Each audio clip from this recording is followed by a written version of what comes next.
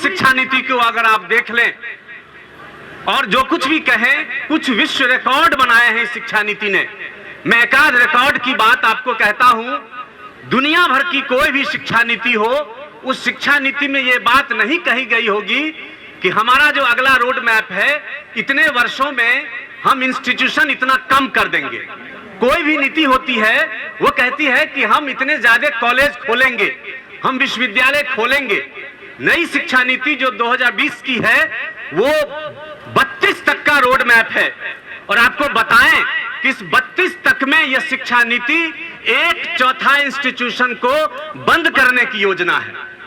आज की तारीख में 50,000 कॉलेज विश्वविद्यालय मिला करके हैं और ये जो बांट रहे हैं हायर एजुकेशन को ए, बी और सी ग्रेड में, ए को इन्होंने शोध विश्वविद्यालय कहा है, बी को इन्होंने शिक्षण विश्वविद्यालय कहा है और सी को ये कॉलेज बोलते हैं, जैसे कॉलेज शिक्षण हो ही नहीं। और कहा कि शोध विश्वविद्यालय 100 से 300 होंगे, मतलब मिनिमम 100 मैक्सिमम 300। और जो शिक्षण विश्वविद्यालय हैं वो 1000 से 2000 होंगे और जो कॉलेज हैं वो 5000 से 10,000 होंगे। यानी कि टोटल को आप जोड़ दें, मैक्सिमम को जोड़ें तो वो 12,300 होता है। आज की तारीख में 50,000 हैं, यानी कि 32 तक ये विश्वविद्यालय कॉलेज को मर्ज करके घटा करके 12,300 करेंगे और उनकी योजना है कि इस 32 तक में दुगुने विद्यार्थी को लेना। यानी आज की तारीख में जितने स्टूडेंट हैं उसके दुगुने विद्यार्थी 1/4 इंस्टीट्यूशन में जाएंगे। क्या हालत बनेगी विश्वविद्यालयों की, कॉलेजों की। और कहा है कि जो कॉलेज मानक पूरा नहीं कर पाएंगे, मानक विद इन कोट में कह रहा हूं, उनको मर्ज कर दिया जाएगा ए और बी टाइप में, और जिनको मर्ज किया जाएगा उनको सार्वजनिक संसाधन के रूप में, जैसे वैध शिक्षा, जैसे शौचालय, ये उसमें वो तब्दील करेंगे। तो ये स्थिति हायर एजुकेशन की है।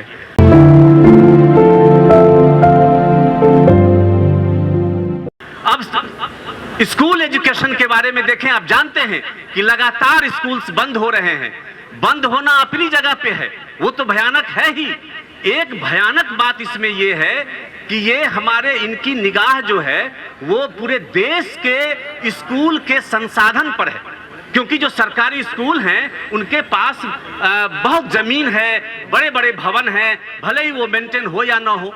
हमारे मधुबनी में वाटसन स्कूल बड़ा सा कैंपस है, उसके आधे को सरकार को दे दिया गया है और उसमें वो ऑल इंडिया बैडमिंटन कुछ स्पोर्ट्स क्लब खोलेंगे वो।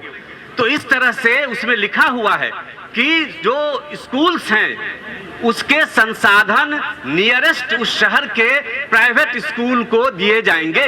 न सिर्फ संसाधन बल्कि ह्यूमन रिसोर्स संसाधन भी, शिक्षक भी, प्लेग्राउंड भी, प्रयोगशाला भी, ये सारी चीजें आधे समय में अपना स्कूल चलेंगे और आधे में हायर करेंगे, भाड़े पर दे देंगे वो प्राइवेट स्कूल को। अब आप समझ सकते हैं कि प्राइवेट स्कूल का टाई लगाया हुआ, अच्छे कपड़े लत्ते पहने हुए जब उसमें खेलने आएंगे, जब प्रयोगशाला में आएंगे, तो जो सरकारी स्कूल के बच्चे तो वैसे ही साइड हो जाएंगे। तो कहने का मतलब है कि धीरे धीरे कई स्तरों पर, एक स्तरों पर बंद करने के लिए, और बंद करने की जो इनकी साइकोलॉजी है, जो लॉजिक है, वो अद्भुत है। वो लॉजिक जरा समझें। कहते हैं कि जहां बच्चे कम हैं उस स्कूल को हम बंद कर देंगे।